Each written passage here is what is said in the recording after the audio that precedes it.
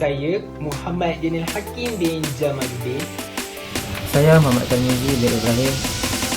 Saya Muhammad Moni Syarifi bin Osman. Saya Nurul Mazatulatira binti Rasidi. Saya Putri Nur Kamarina binti Abu Qori. Saya Nurul Ain Syafia binti Muhammad Rahim. Saya Siti Maisah binti Muhammad. Bersama kami dalam mengulas tajuk Penggunaan bahasa asing Dan bahasa Pecisan Dalam kalangan belia. Hari ini, Merosakkan status bahasa Melayu sebagai bahasa kebangsaan. Latar belakang kajian. Kajian ini membincangkan mengenai penggunaan bahasa asing atau lebih dikenali sebagai bahasa picisan yang sering digunakan dalam kalangan belia Malaysia pada hari ini.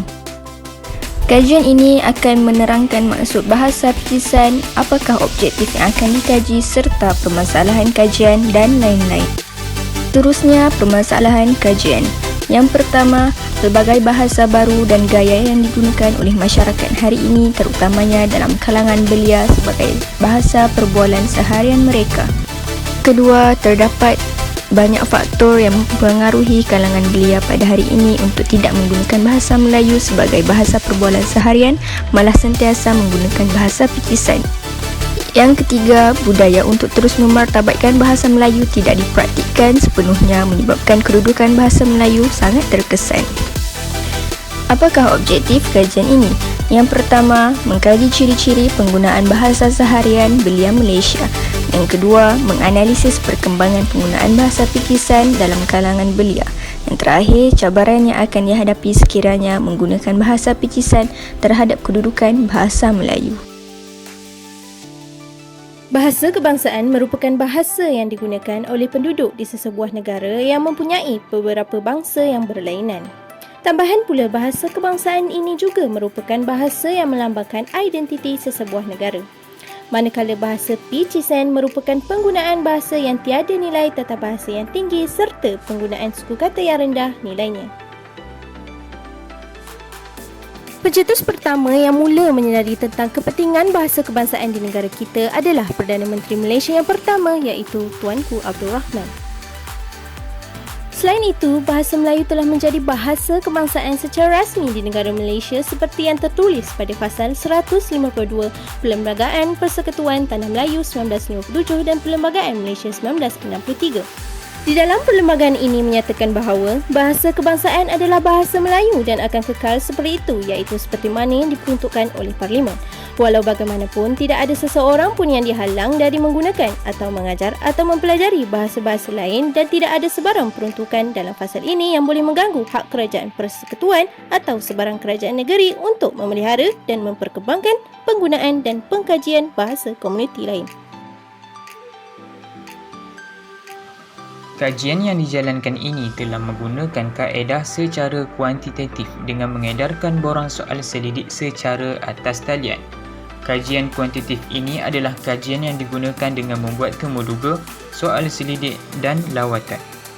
Analisis deskriptif digunakan dengan menganalisis data peratus dan markaming untuk menjelaskan maklumat yang telah dikumpulkan, dan ianya bertujuan untuk memberikan gambaran tentang sesuatu data. Seramai 50 responden dipilih untuk menjawab borang tersebut. Kami telah menyediakan beberapa soalan untuk mengetahui tahap pengetahuan belia terhadap kajian yang dijalankan. Ciri-ciri bahasa seharian kalangan belia di Malaysia. Bahasa Selangor, bahasa asing, bahasa rojak. Apakah definisi ciri-ciri tersebut? Bahasa Selangor.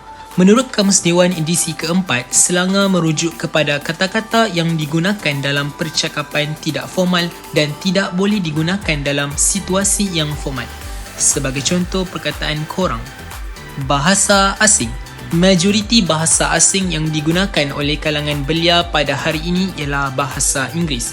Bahasa Inggeris telah diiktiraf sebagai bahasa kedua yang digunakan di Malaysia. Yang terakhir ialah bahasa rojak. Bahasa rojak merupakan percampuran antara bahasa Melayu dan bahasa asing yang lain seperti bahasa Inggeris. Ianya dikenali sebagai bahasa Manglish.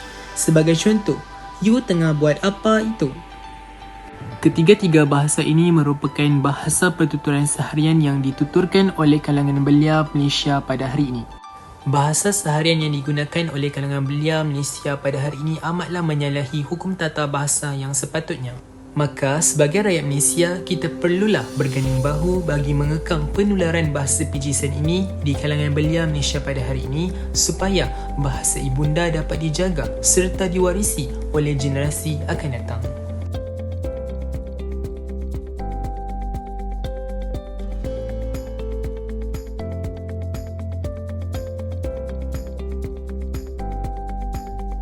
Inilah antara gaya pergaulan yang sering digunakan oleh kebanyakan belia pada hari ini dengan menganggap bahawa pergaulan seperti ini amat sesuai dengan gaya hidup mereka. Hakikatnya, guru-guru di sekolah maupun universiti seringkali mengingatkan anak muda agar menerapkan nilai berbudi bahasa di dalam pertuturan. Namun, gaya pertuturan mereka masih tidak berubah. Selain itu, di era pasca merdeka ini, anak muda mampu mengakses maklumat dengan mudah melalui media sosial yang telah menjadikan pergaulan mereka lebih ekstrim kerana terpengaruh dengan bahasa asing dari media luar. Penggunaan bahasa picisan dalam pergaulan anak muda pada hari ini telah pun menjadi trend komunikasi bagi mereka dengan alasan pergaulan mereka pada hari ini menjadikan hubungan mereka dan rakan-rakan lebih akrab dan cepat mesra.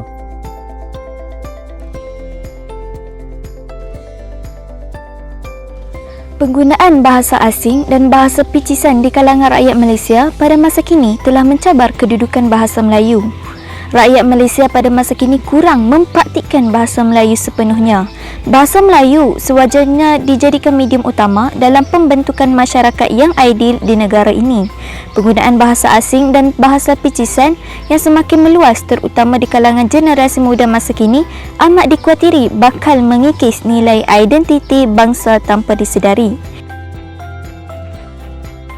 Selain itu, bahasa Melayu juga dianggap bahasa berkelas rendah dalam kelas sosial masyarakat Malaysia. Situasi ini berlaku disebabkan oleh perkembangan Orde Baru Dunia yang menunjukkan pengaruh bahasa Inggeris yang nyata lebih kuat daripada bahasa Melayu dan telah menyebabkan bahasa Melayu mulai ketinggalan dan terpincir. Kurangnya semangat patriotisme dalam kalangan rakyat Malaysia juga merupakan cabaran terbesar dalam memartabatkan kedudukan bahasa Melayu. Masyarakat kurang menjiwai dan sayang akan bahasa Melayu sebagai bahasa ibunda mereka. Kesimpulannya, bahasa asing dan bahasa picisan dalam kalangan belia hari ini telah merosakkan kedudukan bahasa Melayu sebagai bahasa kebangsaan.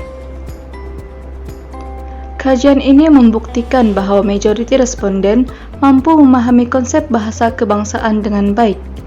Namun, mereka masih gagal untuk menggunakan bahasa Melayu dan lebih selesa menggunakan bahasa asing dan bahasa picisan dalam urusan seharian mereka.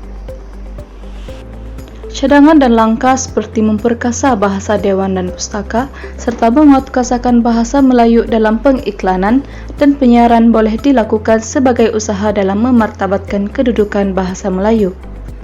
Oleh itu, semua pihak perlu berganding bahu untuk memastikan kedudukan bahasa Melayu sebagai bahasa kebangsaan tidak terancam dalam kalangan masyarakat khususnya belia pada hari ini. Demikianlah ulasan daripada kami tentang tajuk yang begitu menarik sebentar tadi. Moga video ini menjadi manfaat dan memberi semangat untuk kita sebagai rakyat Malaysia untuk terus memartabatkan bahasa Melayu sebagai bahasa kebangsaan Malaysia. Terima kasih kerana